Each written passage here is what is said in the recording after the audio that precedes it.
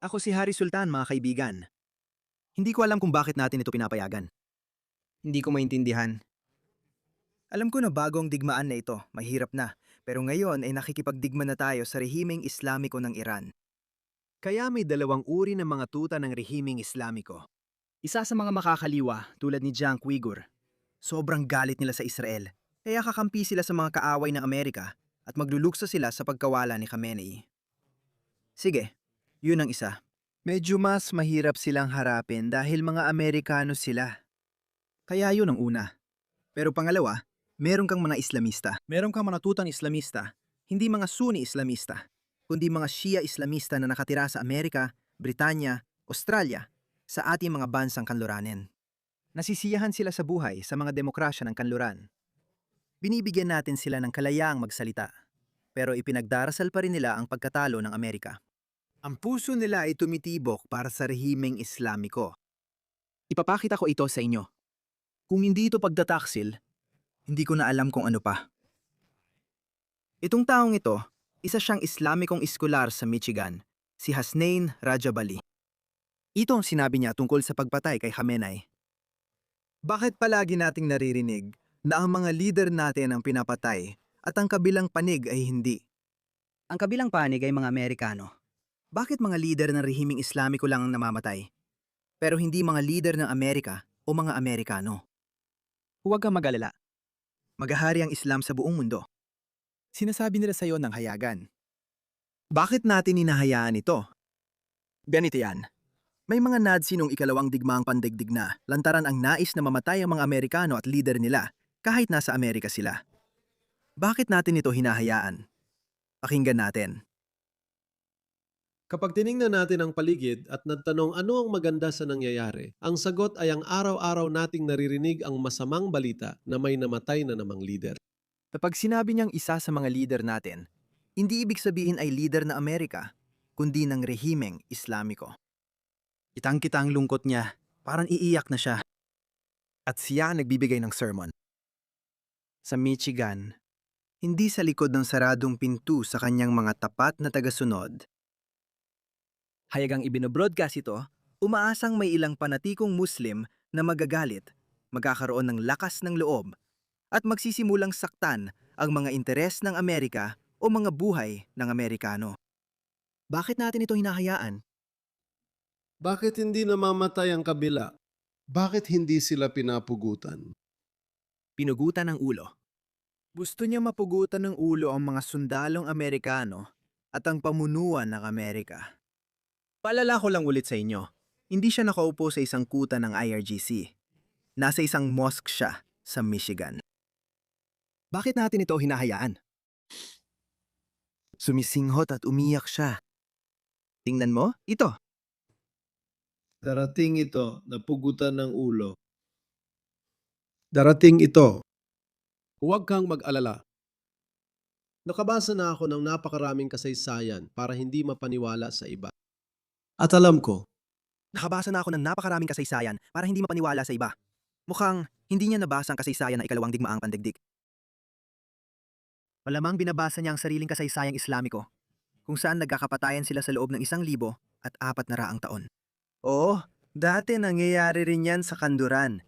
Pero ngayon sobrang sibilisado na sila. Para tingnan gamit ang yung primitibo at barbarikong pananaw. Hindi namin pinapatay ang aming mga politiko. Hindi rin nakakapatayan ang mga magkaribal sa politika dito. At kung mas binigyan mo sana ng pansin ang agham at teknolohiya kaysa sa pagsupil sa sarili mong mga tao, baka nagkaroon ka pa ng pagkakataon. Pero wala kang pagkakataon. Ang Amerika ang pinakamalakas na puwersang militar sa buong mundo. Ang tanging pagkakataon lang na natatalo ang Amerika ay kapag nawawalan nito ng interes. Iyon lang ang natatanging talo ng Amerika. Sabi nila, bahala na kayo sa gusto nyo dahil masyado kayong primitibo at barbariko. Ganito rin ginawa nila sa Afghanistan. Sinubukan naming magpatupad ng demokrasya. Pero sumuko kami dahil hindi pa handa ang mga tao roon. Bulay, papasok tayo sa Iran na may pag-asa ang mga Iranian ang hahawak sa kanilang kapalaran at magtatatag ng bagong demokratikong gobyerno. Iyan ang ating pag-asa. Kung hindi mangyari yon, sa kasamaang palad, babalik ang Amerika. Pero kahit papaano, kayo, ang inyong mga pinuno, ay napatalsik na. Hindi ninyo kayang hamunin ang Amerika at mga kaalyado nito sa riyon ng matagal hanggang sa maging handa kayo muli at babalik na naman sila. Paulit-ulit lang ito. Babagsak din kaya ang Amerika balang araw? Sino ang nakakaalam? Baka sa 50 o 100 taon, hindi natin alam. Hindi pa ngayon, kayo naman. Huwag kang mag-alala. Nakabasa na ako ng napakaraming kasaysayan para mapaniwala sa kabaligtaran. At alam kong sigurado na hindi nangangganib ang Islam. Sabi ng lalaking ang bansa ay may 33% na lang na Muslim. 33%. 40% ay mga ateista o walang relihiyon. 40% sa Islamikong Republika ng Iran, kaya pala may mga sumasayaw doon. Ang Islam ay nasa panganib. Sa mga bansa sa Gulpo, kahit saan tumingin, nawawala na ang pagiging relihiyoso. Oo, tumitindi ang relihiyosidad at fundamentalismo ng mga Muslim sa kanluran. At dumarating na tayo sa isang punto ng pagbabago. Alam ko yan sa puso ko. Darating ang panahon na magpapasya ang mga pinuno sa kanluran na kailangan nilang gumawa ng aksyon tungkol sa problemang ito. Kailangan nating simulan ng pagpapalis sa mga ekstremista at radikal na ito na sa totoo lang ay karaniwang mga Muslim lang. Pero darating din ang panahon nila. Kaya ang Islam ay nasa seryosong panganib. Sa tingin ko, sa dulo ng siglong ito, di na magiging mahalagang puwersa ang Islam. Sa katunayan, ang Islam ay nasa landas ng pinaka-hindi kapanipaniwalang paglago na maiisip. Hindi totoo yan. Nagsisinungaling sila, nagsisinungaling. Palagi na lang silang nagsisinungaling tungkol dyan. Namamatay na ang Islam. Mabilis na dumarami ang mga dating Muslim. At marami ring Muslim at dating relihiyoso ang nagiging hindi na masyadong relihiyoso. Isang bagay na talagang nagbabanta sa pundasyon ng ating lipunan. Isang bagay na napakabigat, napakaseryoso, na halos araw-araw ay kinakaharap ko ito. Araw-araw. At iyon ay ang mga kabataang Muslim na umaalis sa Islam. Sa tingin mo, ilang porsyento kaya iyon? 2% lang ba ng kabataan natin iyon? 3 ba? Bigyan mo ako ng numero. Gusto kong ibahagi sa inyo. Bigyan mo ako ng numero. 10. 5% hindi, gusto ko pa. Higit sa 5. 15, dagdagan pa. 20, dagdagan pa. 24% ng mga kabataang Muslim ang umaalis sa Islam. Alam mo ba kung ilang mga Muslim ang naging ateista ngayon? Ipinakita ng mga survey na isinagawa sa mundo ng mga Muslim na hanggang 5% ng mga Muslim sa ilan sa pinakakonserbatibong bansang Muslim sa mundo ay mga klasikong ateista.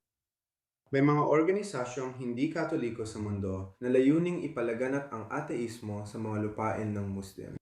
May kaibigan akong nag-search online ng bakit totoo ang Islam. Alam mo ba ang nakita niya? Sa itaas ng mga resulta ng paghahanap ay isang organisasyon ng mga dating Muslim na nagbayad sa Google para siguraduhin na sinumang maghanap gamit ang mga salitang iyon ay makikita ang kanilang resulta na nakadisplay ng mas prominente kaysa sa lahat ng ibang resulta ng paghahanap. May ilang tao na tumatawag sa akin at nagpapadala ng mga email. Kapatid, may mga pagdududa ako. Ano mga pagdududa, pare? Anong kahihiyan yan? Bakit kami pandududa? Bakit? Lumayas ka rito. Lumayas ka rito. At itong mga Muslim, mahihina lang. Sa kanluran, nagpapadala sila ng email sa akin. Nawawala na ang pananampalataya ko bilang hafiz. Gusto ko na kayong layuan. Dati akong matatag na mananampalataya, pero ngayon, mahina na ako. Mahina ka. Bihira ito na makikita mo sa inyong bayan. Isang binata o dalaga na kinakausap ang kanilang mga magulang, ang kanilang pamilya, at sinasabihan sila, "Hindi ako naniniwala kay Allah. Hindi ako naniniwala na si Muhammad sallallahu alaihi wasallam ay isang sugo ni Allah. Hindi ako naniniwala na ang Quran ay isang aklat ng pahayag." Hindi yon maiisip. Iyon ang hindi maiisip. Nangyayari na ito. patuloy itong nangyayari. Magiging parang isang pagguho ng nyebe ito, isang tsunami na tatama sa ating komunidad. Sa ganitong paraan na makakaroon tayo ng napakahirap na panahon, Stan. Ibabagsak tayo nito. Sa katunayan, ang Islam ay nasa landas ng pinaka-hindi kapanipaniwalang paglago na may isip, nagsisinungaling. Palagi lang silang nagsisinungaling tungkol dito. Magpapatuloy ito gaya ng ipinangako ni Allah. At sasakupin ito ang mundo gaya ng ipinangako ni Allah. Nakita mo ba ang layunin? Kita mo, lahat ng ito ay ilusyon lang. Hindi mangyayari yan dahil tumatanggi akong maniwala na ang sibilisasyong nagdala sa atin sa buwan, ang sibilisasyong nagbigay sa atin ng halos lahat ng bagay na nakikita natin, ay matatalo lang ng mga taong ito. Hindi talaga pwedeng mangyari yon. Hindi ibig sabihin na di tayo masasaktan ng mga taong ito. Itong mga taong ito na may kanilang. Itong mga taong ito na may ilusyon ng kadakilaan at pagsakop sa mundo ay makakasakit pa rin sa atin sa huli. Magkakaroon ng teroristang pag-atake. Magkakaroon ng mga di pagtutugma sa botohan. Magkakaroon tayo ng mga problemang tulad ng sa UK, sa ating burokrasya at pamahalaan. Wala sa mga independenteng British Muslim ang kumundena sa mga pag-atake ng rehimeng Islamiko sa mga bansang Muslim tulad ng UAE, Bahrain, Oman at Saudi Arabia. Dahil sa estratehiya, nasa panig sila nito. Kahit ikaw ay Shia, basta't lumalaban ka sa kanluran, kakampi ka nila. Pinag-uusapan nila ito. Sinasabi nila, pinag-uusapan nila ito. Alam mo, ang pagbabalik ng Mahdi na darating at magtatatag ng katarungan. Ang Mahdi, na Mesiyas ng mga Shia, ang pangunahing focus nila. Babalik siya sa panahon ng eskatolohiya at si Jesus ay sasama sa kanya at sasakupin nila ang mundo at magtatatag ng kalipato sa buong mundo. At darating ang araw ng paghuhukom. Ang ganitong Mahdi, kinatatakutan nila. Hindi kami natatakot. Ano, darating ba siya sakay ng asno? Mayroon kaming mga Apache na helicopter. Ayos lang kami, isang pindot lang tapos na. Ang inyong Mahdi ay pasasabugin sa milyong piraso. Ang ganitong Mahdi ang puputol sa mga galamay ng mga Rothschild, Bilderberg, Rockefeller at Medici. Ang mga Medici, Diyos ko. Ang pamilya Medici mula sa ika-16 na siglong Renaissance sa Italia. Diyos ko. At ang natitira pang barkada, Yung hindi niya pinangalanan, ang totoong kalaban sina Trump, Clinton, Bush, halos buong kanduran. Pero ito ang pinakamasama. Habang pinapapasok natin ang mga tao sa bansa, nagdarasal sila laban sa Amerika at sa pagpatay sa ating mga pinuno dito mismo. Tingnan mo ang ginagawa ng rehimeng Islamiko sa mga tumututol. Pakinggan mo, sabi ng komander ng IRGC na inutusan silang barilin at patayin. Ang sinumang magsalita laban sa rehimeng ito ay papatayin. O, di ba? Kaya nakita mo kung anong pinapayagan natin sa mga kaaway natin dito, sa sarili nating lupa. Pwede nilang sabihin kahit ano. Tingnan mo kung paano tratuhin ng rehimeng Islamiko ang mga tumututol sa kanila. Hedar modar ho. 2 dakika. Ang anak mong lalaki o babae na di nakikinig, hindi problema natin yan. Kahit sino mayon sa Iran, na kahit hindi siya kaaway, nasa ilalim ng kanyang mga paa ang Tel Aviv, pati na rin si Netanyahu, may hatol na laban sa kanya. Walang kumausap sa'yo ng ganito kadirekta dati. Tinutulungan pa nga kita kaya huwag mong sabihing bukas na hindi mo alam to. Binigyan kami ng utos na patayin ka kung magsasalita ka laban sa rehimen. Hindi ba ako mabait? Hindi ka nagsalita, ayaw naming mapatay ang anak mo. Ang anak mo ay inosente. Ikaw at... Gusto mo bang makita yan sa aksyon? Ipapakita ko sa'yo. Tingnan mo ito. Ito ang tinutukoy niya sa sinumang kumontra sa rehimen.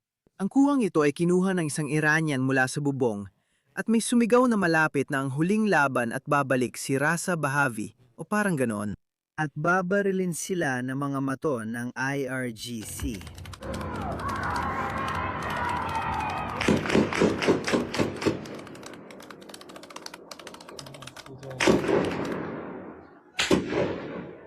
Nakikita mo ba yon?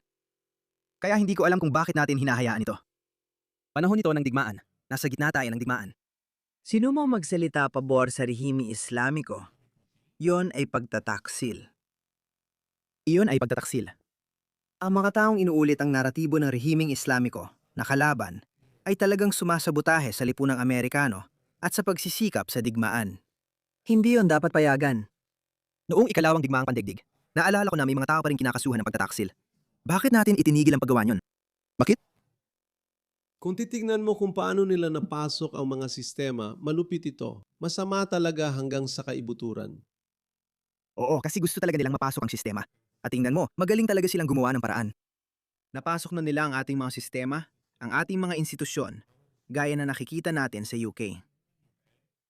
Ang punong ministro ng UK ay talagang takot na takot. Nakaluhod siya. Sinasabi sa mga Muslim niyang nasasakupan na wala kaming kinalaman dyan. Pakiusap, tingnan ninyo. Tuloy ang pambobomba ng Iran sa ating interes. Wala kaming kinalaman dyan at mananatili kami sa depensibong posisyon. Binigyan siya ng standing ovation. Inawang malinaw na hindi kami kasali sa mga opensibong mungkahi ng US at Israel at mananatili pa rin yun.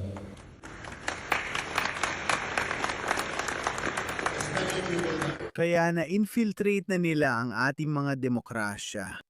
Pero malakas at matatag pa rin ang Amerika.